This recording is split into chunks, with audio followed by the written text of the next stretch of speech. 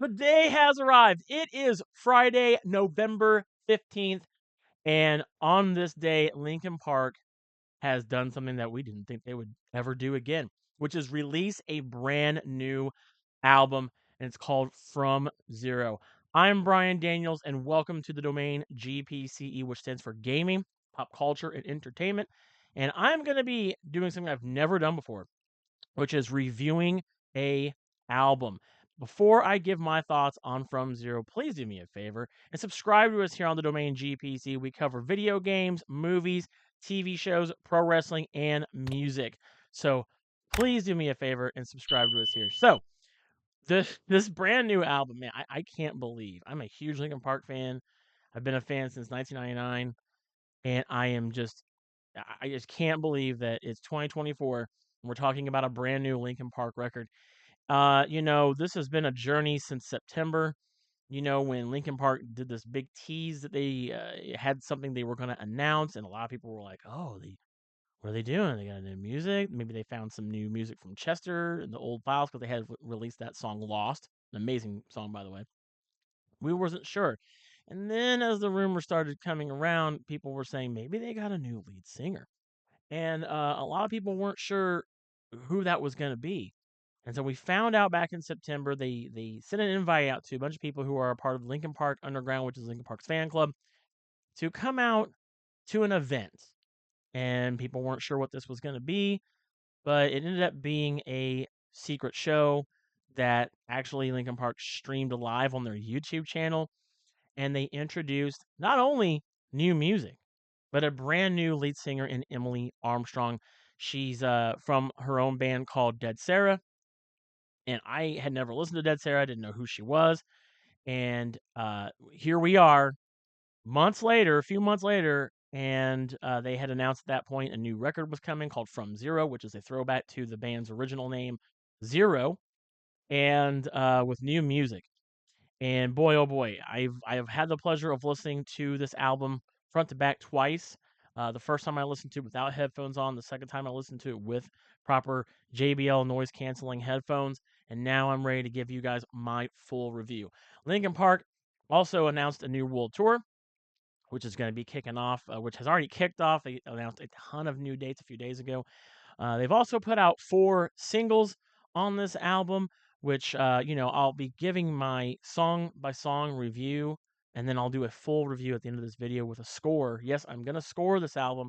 I don't normally do review scores when I'm talking about video games and movies, but for music, I think I'm going to go ahead and do a proper score for this. So, without further ado, let's get into it. So, right off the bat, a few things. One, this is Linkin Park's shortest album. It comes at right under 32 minutes long. It's the shortest album they've ever released, which is very interesting to say the least. I just did not imagine that 7 years after the passing of legendary singer Chester Bennington, that we would have a new record, a new lead singer. What I am going to do to set this review up is let you guys know a few things. One, I'm not going to compare any of these songs to Chester's singing. I'm not going to compare Emily Armstrong's voice to Chester Bennington because let's face it, a lot of people are saying, "Oh, Emily's replacing Chester." Listen, nobody is replacing Chester. There is not a single person on this earth that could ever replace such a legendary voice like Chester Bennington, and I don't see Emily Armstrong as a replacement, but just a brand new lead singer, a new, moving forward, if you will, for the group. And I would like to think, although I'm not going to speak for Mike Shinoda and the rest of the guys, and especially Emily, I like to think that Chester, you know, would approve of this. I'm not going to speak for him either, but I just think that he would like to see his friends moving on and continuing and making new music. So here we are. So no, I will not be comparing Emily's voice to Chester's voice. I'm not going to do that because she's not a replacement.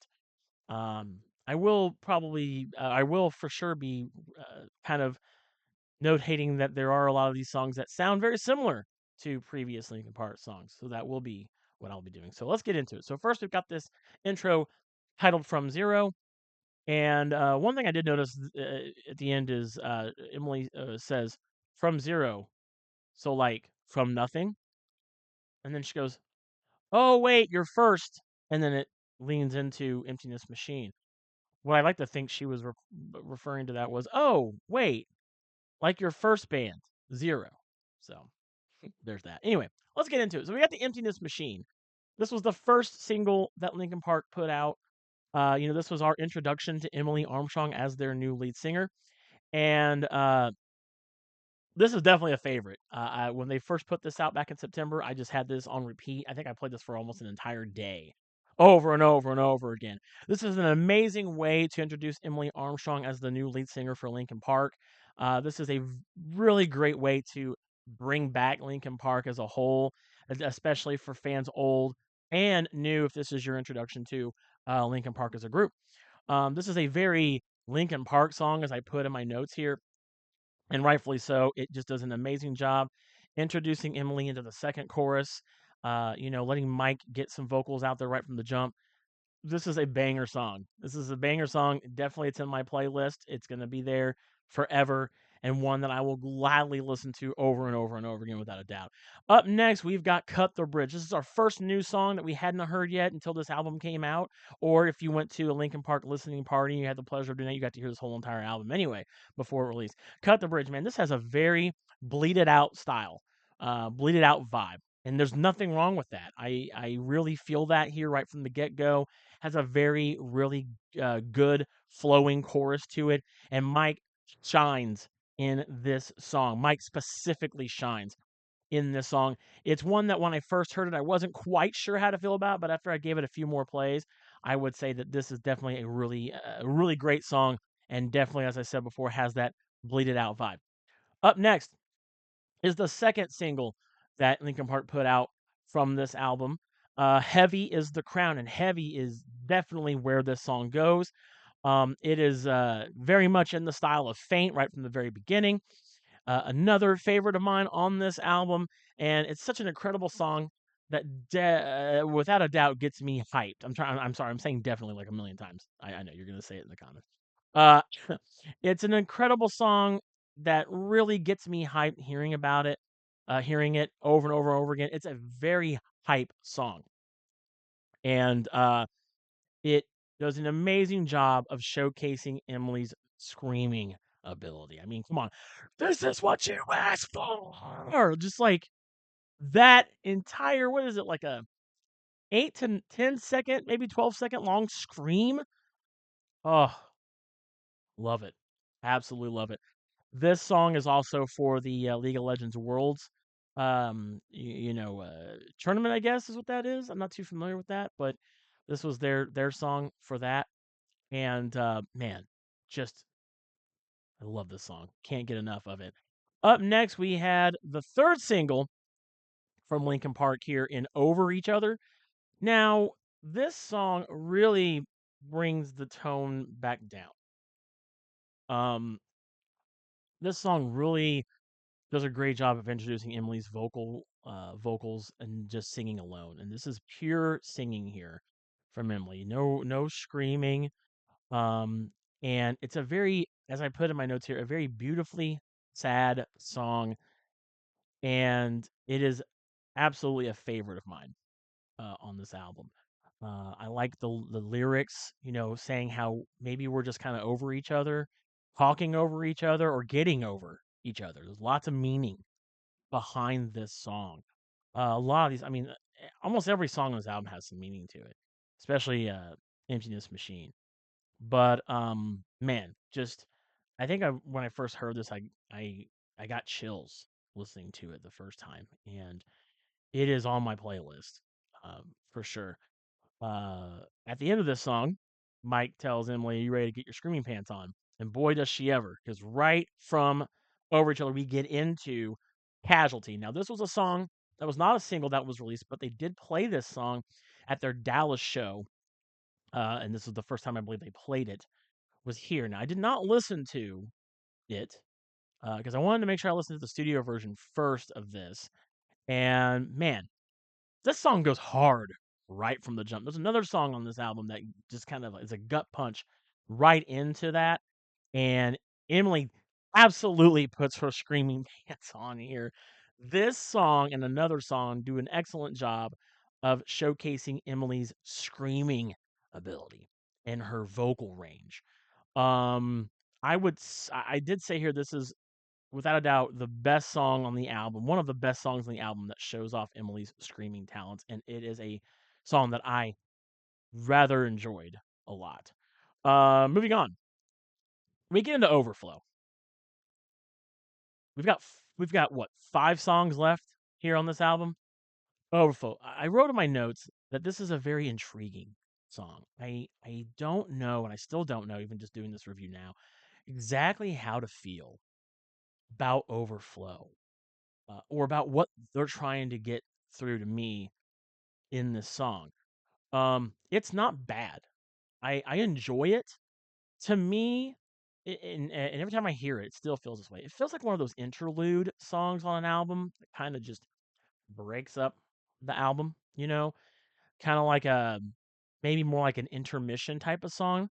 I don't think it's bad by any means, but I still just don't know how to feel about it. Maybe I won't know how to truly feel about it until I hear it more and more and more.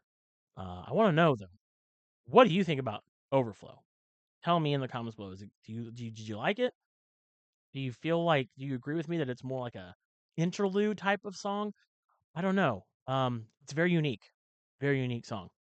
Up next, we got Two Face. This was the last single that they put out. They put this out days before this album hit, and I know a lot of people were saying this is a one step closer vibe. And at first, I was like, just because the first 10 seconds of the song sounds like that song doesn't mean it is. So after listening to this again a few times, yeah, I agree.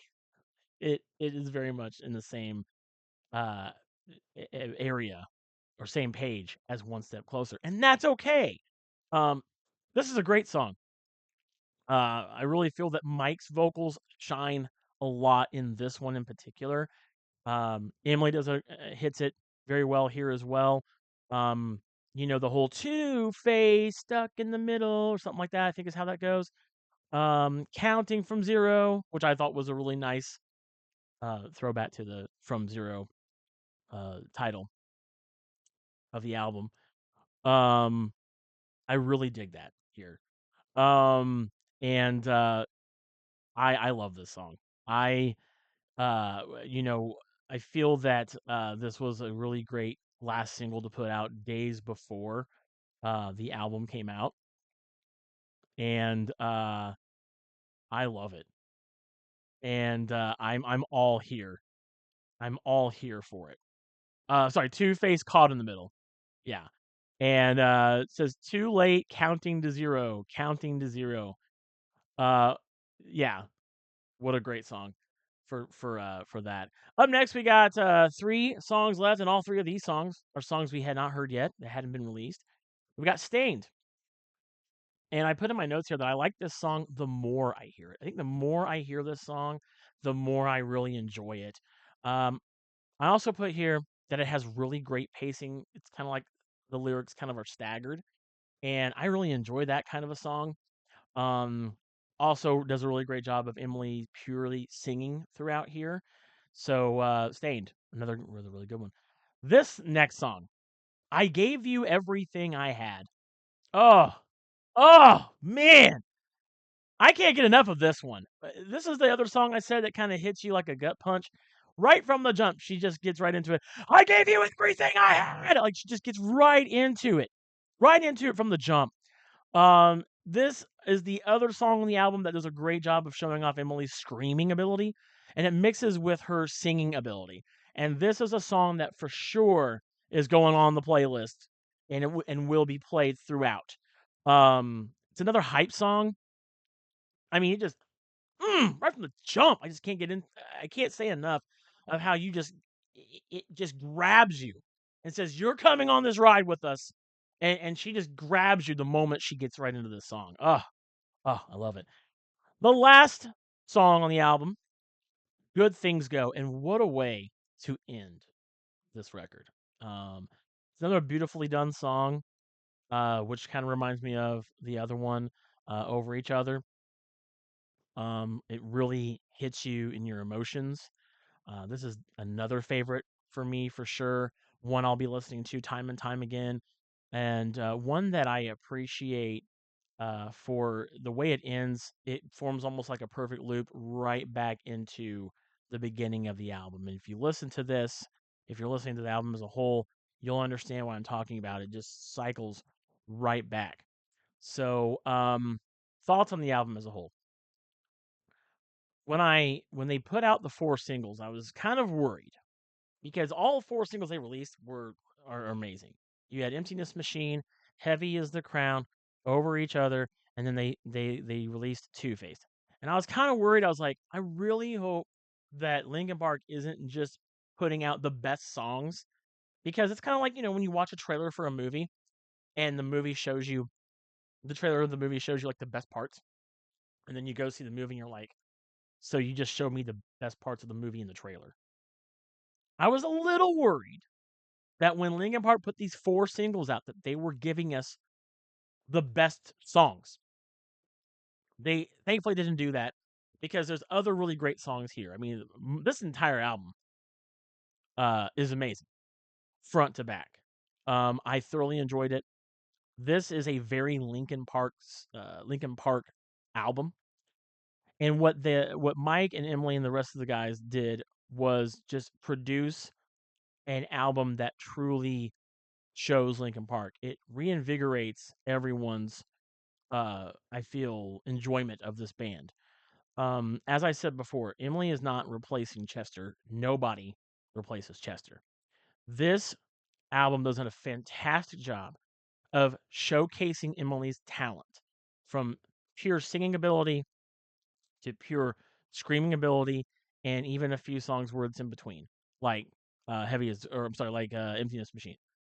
Um, wow, this album leaves me wanting more. I want more. It is the shortest record they've put out, as I said earlier, and I'm just kind of like, I really wish we got maybe 1 or 2 more songs, because I want to hear more Emily. I want to hear more new Emily stuff. So, with that being said, um, damn, you guys did a fantastic job with this record. This has got to be one of the best albums I've heard in a long time, front to back, as a whole. There's songs on here that I can listen to over and over again individually without needing to listen to the whole album. So, with that being said, Linkin Park's From Zero gets a solid 9 out of 10 for me. Um, I think Overflow is the one song that I don't know how to feel about and don't know if I'll be listening to it time and time again. After that being said, everything else on here is a banger song. Um, I loved it. Absolutely. It's one that I can't wait to go purchase.